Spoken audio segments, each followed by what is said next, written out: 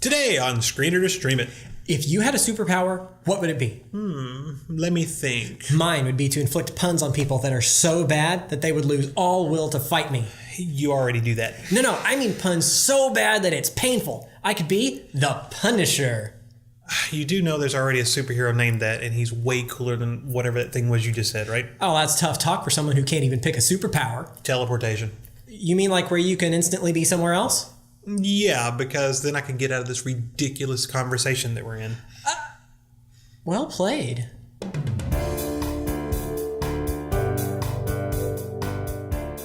Glass is rated PG-13 for violence, including some bloody images, thematic elements, and language. It is the third installment of an ongoing story by M. Night Shyamalan that began with Unbreakable and Split. It follows the primary characters from the previous movies, hero David Dunn and villains Mr. Glass and the Beast. The story begins with David Dunn hunting down a kidnapper who has abducted several teenage girls. This leads to a confrontation between David and the Beast. Their fight is interrupted, however, when the police show up to arrest them both.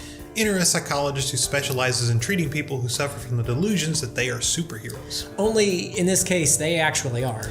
They're kept in an insane asylum until Mr. Glass orchestrates their escape, and then the violence escalates. So, what did we think about this one? Critics didn't love it, but the audience had a better reaction. We think this is a good movie.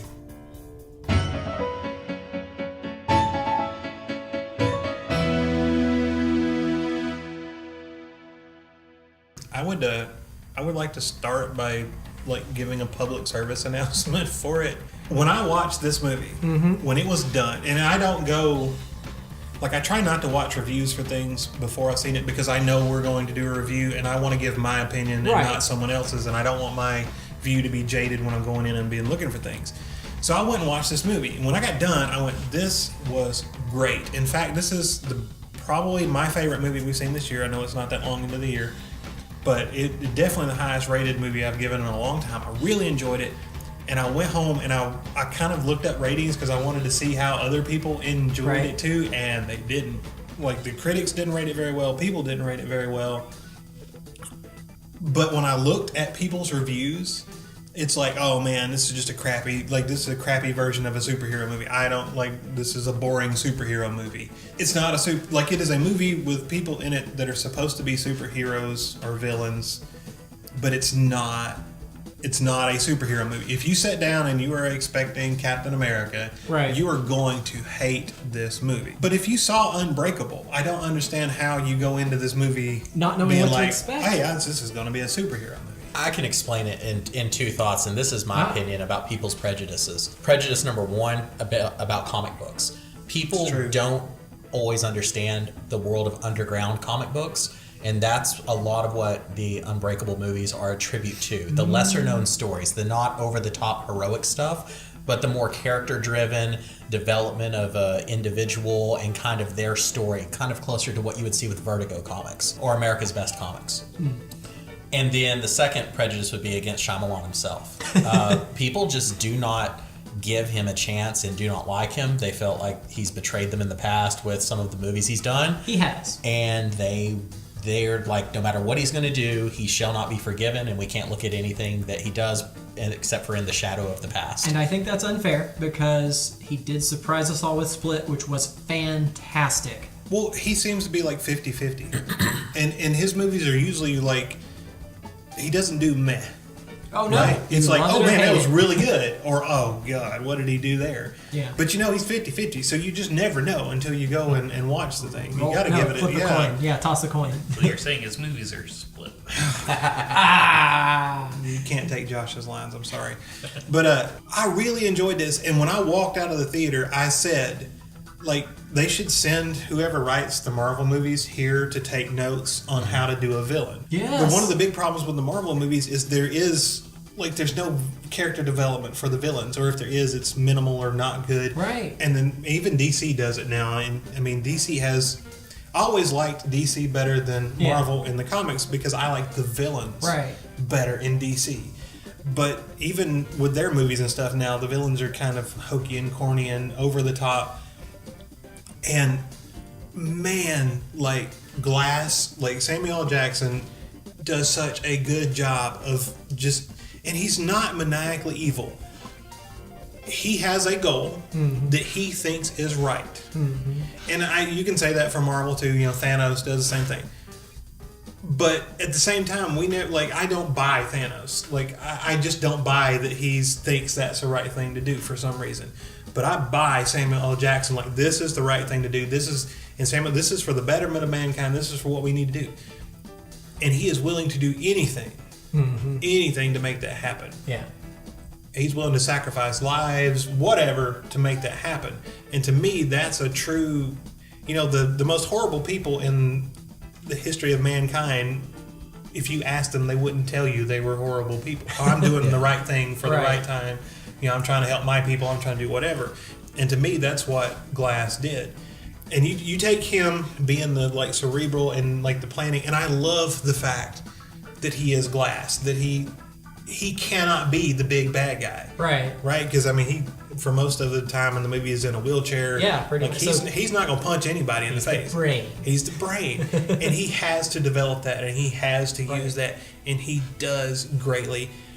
But then you've got Kevin Wendell Crumb, who's the Horde. The Horde, yeah. So James McAvoy, and he has 20 credits in the I counted them. There are 20. There are 20 credits because he plays that split personality thing, and to watch him go back and forth in between the different personalities, and how well he does that, and the fact that not just his voice changes, but his mannerism, he becomes those people. I was amazed that several times you could tell who he became before he said a word. Yeah. Just by how he was standing, you could tell. There was a scene where he was supposed to be one of the female characters. They were trying to sneak out, and he was in a robe, and so you couldn't see that it was him. But as he was walking away, it was a woman. Oh. Your brain goes, oh, there's a female walk, because he walked and he everything was like that, and then it kind of comes around to reveal that it's him. He did such an amazing job, and some of them are kind of crazy and over the top, and he just bought in hook, line, and sinker, 100% to it, and I thought that was great. And you can't have a good villain unless you've got a good guy to juxtapose. Right. The thing that kind of made me happy, this is a villain story. Right. And a lot of times, even if we have a villain story, it's just there to have somebody, for the hero to punch in the face.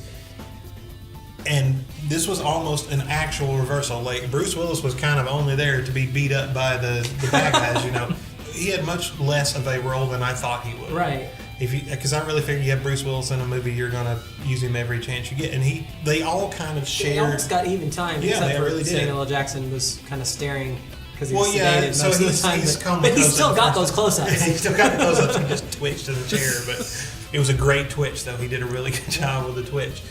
But I loved that. I love the story. Be a terrible villain name. Twitch. I'm just imagining if that role was ever nominated for an Oscar and they gave a recap of different scenes.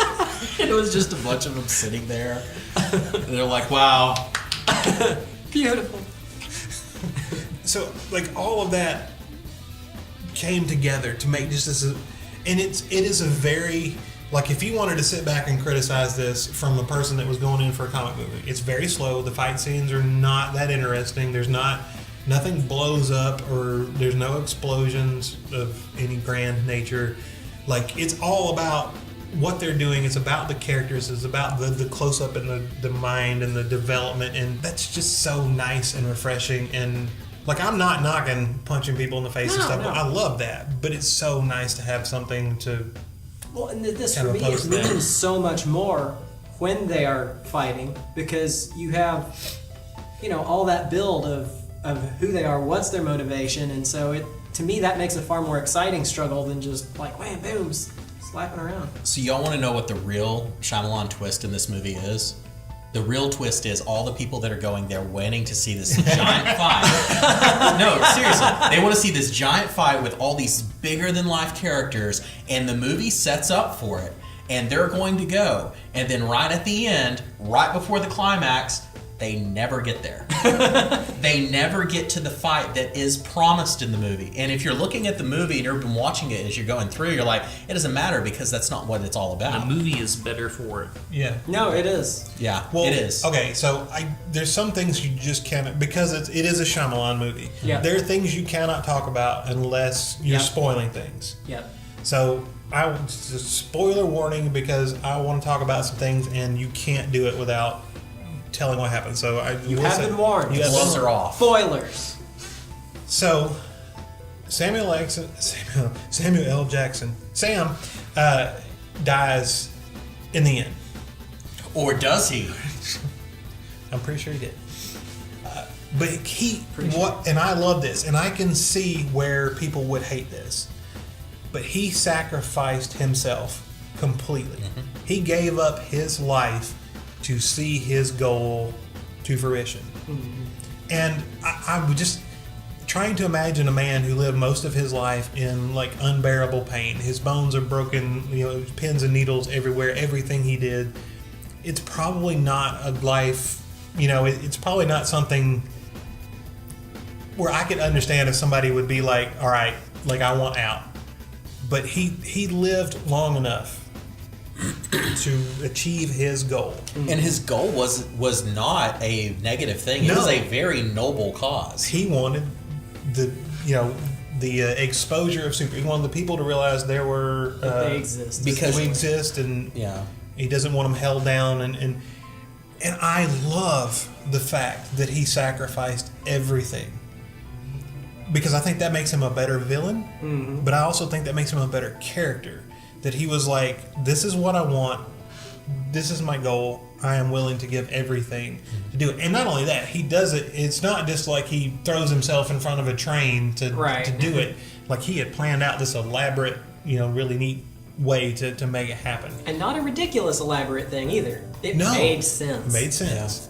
And I loved that. So speaking of that ending, that now that we're talking about spoilers, did anyone get the feeling that this is really what Magneto should have been? Well, that's what I said. Like, they should have taken notes on, like, this is how... And that's why when I went home, I was so disheartened to see all these negative reviews, because I walked out and I went, oh... Because, movies just emulate other movies constantly. And I'm like, all right, if you're going to copy something, like, I want that villain. I want that cerebral, that thought. And it kind of took out all the cartooniness. Like, it just... Even with the Horde, the Beast, when he's doing the running and stuff, like, that's cartoony. But it's not. I know it's of the impossible, context. but I believed it anyway. I'm Yeah. like, oh no! Because the entire thing has still been based in a reality that we understand. It's you don't have super people flying through the sky all the time like you do in other movies. This is as close to the real world as we've gotten in a comic book movie. Well, and also because the characters aren't like super over the top, the movie, and I talk about this all the time, but the scale, like the camera's in close and most of it takes place in the like mental asylum. Some of the best movies I have ever seen take place in a room. Yeah.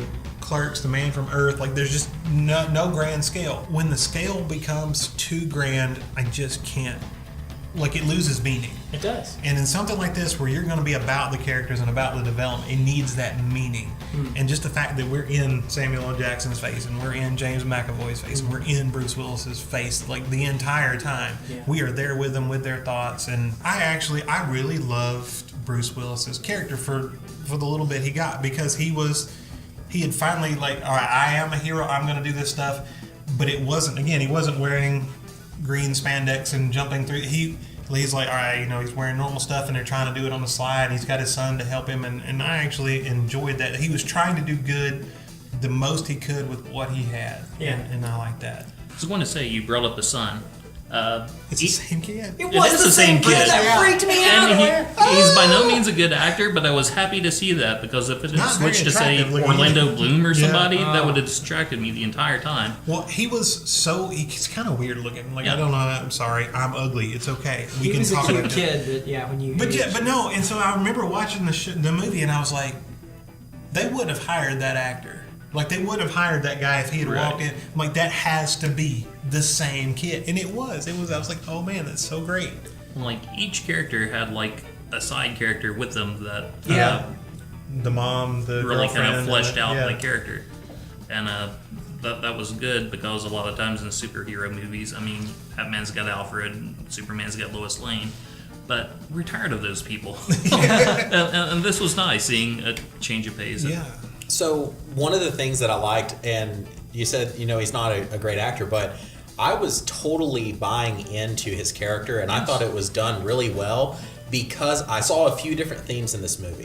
Mm-hmm. One of the themes that relates to the actor would be the next generation carrying on the torch of the past. And so I don't know if they're going to, but I would love to see some kind of spin-off with the next generation characters against the organizations that were kind of revealed in the movie. I think that'd be great. I could see it having the potential to be just completely awful, but I would still definitely see it.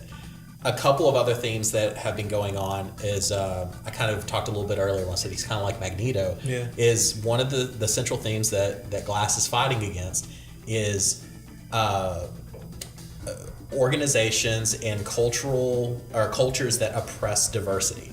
Because the whole reason that this organization exists is that when something different shows up, they kill it before anyone finds out about it. Are you talking about the Clover? Yes, Clover yeah, group? the secret organization. And they are literally stamping out genetic and other kinds of diversity within a population. And I thought that was a very interesting way to kind of talk about, some of these things that people ask questions about. Well, and I don't know if, so Alan Moore did Watchmen, and I don't know if that's the first, but once that came out, there's been this kind of thing where, and Batman does it a lot, Titans did it this year too, where we don't want superheroes because superheroes brings super villains, and we can just keep out all the supers, so they did have a little bit of that in it, because that was kind of, I think that was her justification for stomping them out, was, well, we'll stop them, then the other ones won't. Which is such a horrible thing, and politically in real life, people have this argument: if we can just keep everyone at a base level, and we don't have anyone that is exceptional, then we don't have to worry about any kind of conflict between people being exceptional, and that's disastrous. And I think a movie like this, it kind of, the artistic way it merits it. Just as communism went bad in the USSR and Venezuela and Colombia and, or I don't know, Cuba, yeah, that doesn't mean it's a bad system, okay? I'm sure that's not the actual point behind the movie, but I don't know if that's what they meant or not, but one could make that argument. I did have a couple of, there was things I didn't like. Close-up fight cam drove me crazy. I did not like it. Well, and that didn't bother me because the fights lasted. Yes. If it had been a 5-minute drag, I think Bruce I would. Willis wrestling with the camera, it's fine. It's a style choice. I just didn't like it. So when there was a big, and it was kind of a plot thing that, so they bring them all to the insane asylum, and they lock them up, and they have a specific way to keep each person from escaping, right? So they have water nozzles to spray Bruce Willis because water is his weakness. They have lights to control the horde and make him change, and then they just drug Samuel L. Jackson into a comatose state so he can't, outthink everybody.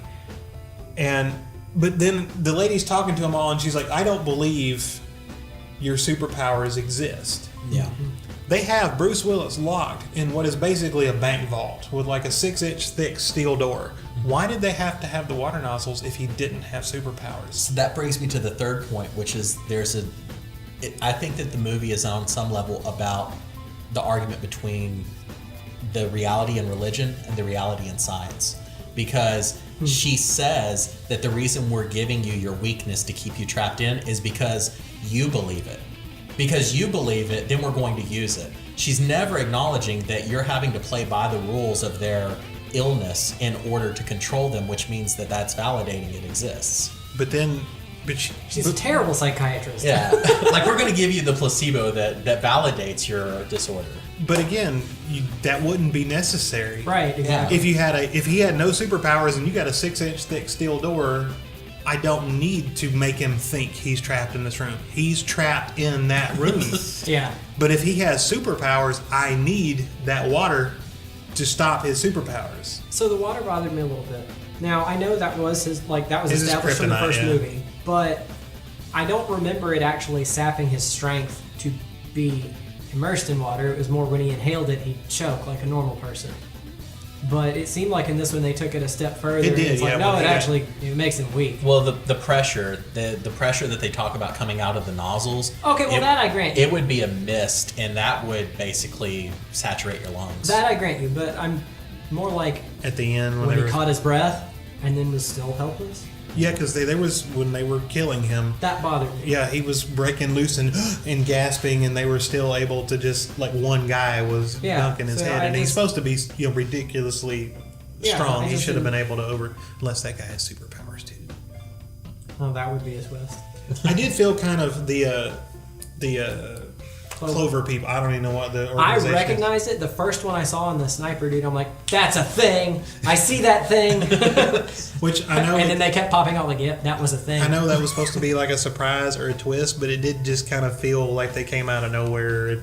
There had to be a reason for that imagery. Like, Right, I don't know it what didn't it is, explain but anything about there's it. something about the clover. There's something about either the trinity of it or... Well, in the way they showed it, right? Yeah. So they were showing it like I'm supposed to be sitting in a theater going, ooh, that's, it's almost like seeing a Hydra symbol on somebody. I'm supposed to recognize and go, oh, that guy's in Hydra. Like, but I was like, he's got a clover tattoo like that other dude does. Like, it didn't resonate with me because I didn't know what it was. I don't know if I was supposed to know what it felt like. I was supposed to know, and I didn't. Well, I didn't know what it was, but I realized it was significant as soon as I saw it. Because, close up, you didn't even see the guy's face. He was close up on this wrist thing. Like, I did kind of like that. Whenever I saw it, I was kind of like, man, if this was based on a comic book series, I would know what that is, and this would make my day. I'd be like, yes, There they are. It's the evil society of this. And then it's like, oh, I just have to Clover accept Kingdom. that in Shyamalan's world and the comic books that he created in his head that don't actually exist, that this means something to the fans. So, hey guys, check this out. Oh, wait, I forgot to tell the entire world this existed. Sorry. Oh, back on the water pressure nozzle hose thing. One minor complaint there, very minor. They had the scene where the water was draining. You didn't actually see him get hosed, probably in his contract. But he wasn't even wet. Like, he wasn't even damp. Like, if that much water had just blasted him, he'd have been dripping and soaked. But no, he's dry. What? The room is soaked. He's dry. What if Bruce Willis is actually hydrophobic? In two senses of the word. Yeah. They threw him in a pool in the first movie. Like, Did he come out dry? But was that a I don't stunt know. man? he was soaked. It was raining. It Well, could've maybe he been- was dry. It just Yeah, didn't I have don't time to run. He's got like rain eggs. Rain It is just runs CGI. off of it. It's like All right, so Sarah Paulson, who plays the Doctor, Dr. Price, wasn't it? I guess I don't remember. It's been 3 days. Oh, No, Elijah Price. Dr. was- Staple, I'm sorry. Okay. Elijah was Price. I'm So sorry. You only saw this 3 days ago? Me, no, I saw it. I saw it yesterday. He saw it recently. I saw it Yeah. like a month ago. I had to get ready for this. so the Doctor, I hated, but I hated in the proper kind of way. Right. There's so many movies you something- watch where you hate a character and you hate it just because it's an obnoxious character. It's poorly acted for some reason. Well, But that's a bit I was of supposed force. to hate her, and I did for the proper reasons, and Because that's she's nice. her character is mean Right. and nasty and devious, and you can feel that there is something wrong. Dolores Something's Umbridge. not right. Yeah, Yeah. you're supposed to hate You her. love to hate him. It's like, oh. Now, you didn't see Split before. I still have not seen I haven't Split. seen Split at So all. did that cause a problem? No, and that's one of the things I wanted to talk Which about. I didn't even think if you hadn't seen Unbreakable, it would still be fine to watch Yeah. this. Oh, the entire movie of Split was in that first 5 minutes of this movie Yeah. in the warehouse scene. That's all you need to know from Split. Well, and so Yeah, I was going to it's say, like, there were things I know I missed, Yeah. but like it was not that hard to put the context clues together in like 3 seconds and be like, yeah, like the girlfriend didn't know what she was, and like, oh well, she was a kidnapped victim. Yeah, she's coming back. Like it wasn't that hard to put together. And honestly, I watched Unbreakable like 10 years ago, and I went in and I was like, I don't remember. Oh yeah, I remember that. I remember. Like it wasn't that hard, so it works fine. I loved the use of the flashbacks from Unbreakable, which is like, oh my gosh, it's like they just took that scene, like, here you go. You need to remember this. I'm like, oh, it's nice. So Anna Taylor-Joy did a good job. Yeah, she's the girlfriend, right? Yes. Yeah. She's in love with the horde, or she's in love with one of the one of the members I of the know Horde. it was an awkward relationship. For And sure. I didn't, like I said, didn't see Split, but I actually liked the fact that he's the Horde. Mm-hmm. Like, I thought that was really smart because he's all these different characters. So he's the Horde. He's all these characters by himself. And I was like, oh, that's clever. I like that. Oh, so Shyamalan has done some good movies. He's done Unbreakable, Split, Glass. Do you think he's just doing like the same thing he always does, present like a fairly decent movie and then screw it up at the end? But he's playing a long con with us this time. Just give us 3 or 4 movies and then just crush our dreams and hopes right there. Maybe. I mean, I'm the opposite of what Harry said. Harry said that, you wanted there to be more. Yeah. When I walked out, I went, that's the end. I don't want there to be more. And there could be good ones, there could be bad ones, but to me, it ended the way I wanted it to end. It was done. I don't, and we do that, especially in American society, so much where, this TV series is good. Let's make 20 more seasons, and it just falls to pieces. Or And let's there make will be more. And then- This movie had a budget of $20 million, and it's taken in almost $200 million so far. Yeah. So $20 million? Yeah. How did they get James Bruce McAvoy, Willis. Bruce Willis, and Sam Jackson for $20 million? Split was done for $9 million. So Yeah. we didn't have Bruce Willis. Oh my gosh! They've got to be friends. Like, that's the only explanation. Well, I mean, Bruce Willis and Sam Jackson have been doing Shyamalan for a long time, so I They love working with each other. You always hear about people, doing it for free or doing it for a reduced salary just to get to work with them. So I'm sure they had to do something. I guess that's similar. possible. I did read an interview where they were talking with Sam Jackson, and he's been in, I don't know if y'all know this, but like over 100 movies. Yeah. Oh my gosh. And he really, it seems like he just cares about creating the art, and he doesn't really care about the dollar sign of what he's going to get paid because he's going to do so many roles anyway. Well, he said, I watched an interview with him too, and he was competing with somebody else. I forget who it was. Yeah. But he's the most profitable. He has made more money as an actor than like anyone else. Like the movies he's been in, because he's been in Star Wars. He's been in like all the stuff. So he's made it's like $2 trillion. Like the movies he's been in. He beat Tom Cruise. I think that's what it was. Well, there was somebody that just come out with a movie, and that movie had surpassed him, and he's like, "Oh, so I gotta go do another movie, so I can get past him." I don't remember who it was. Now, in his early days, when he was first starting to do all these movies just one after the other, I read that it was because he had had a drug problem early on, and staying busy kept him away from that. Especially with the directors having, these really strict guidelines, like, you got to be here at this time. Okay, I'll be there. Well, and he said snakes on a plane. I watched him read something. It was like, why did you do? And he's like, how could you pick up a movie script that says snakes on a plane and not be like, okay, I'll do that. And he's pushing 70 now, if he's not already 70. I think he's 70, yeah. He didn't look it. I'm not sure the actress that played his mom, but during some of those scenes where it shows him as a child, it shows Glass as a child, not Sam Jackson as a child. I almost cried during some of those. Those were some really wrenching moments. Oh, is him trying to just do... Yeah, the carnival scene. Oh, so sad. Yeah. I didn't, but it's because when he got on the thing, I went, oh, this is going to go bad. Yeah. Like, that was a bad... Well, it wasn't Do you have that sinking feeling right when Yeah. you look down and you see the stuffed animals on the floor and they're not beside him? You're like, no. It wasn't because of the kid getting hurt, which makes me sound like a horrible person. Didn't care about the kid. Hurt him anyway. It was because of the actress and her reactions were so gut wrenching because it You got felt to watch like her suffer through... yeah. All right, so if you don't want to see Glass, or maybe you've already seen it, you want something else, maybe a similar vibe, what do y'all have for streaming options? All right, I'm going to go first because I'm going to cheap out. Again, I haven't seen Split. I want to see it. I'm going to watch it.